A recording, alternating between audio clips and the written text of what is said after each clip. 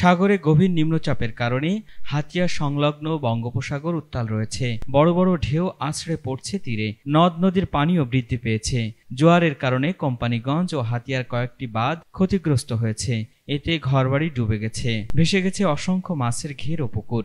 ডুবে গেছে ধান, শাকসবজি, অন্যান্য ফসল। বৃহস্পতিবার দুপুর থেকে স্বাভাবিকের চেয়ে অতিরিক্ত জোয়ারের পানি ঢুকতে শুরু করেছে নিঝুম দ্বীপের বিভিন্ন এলাকায়। শুক্রবার পানি বেড়ে যাওয়ায় জীবনের ঝুঁকি নিয়ে নদী পার হচ্ছে এই এলাকার বাসিন্দারা।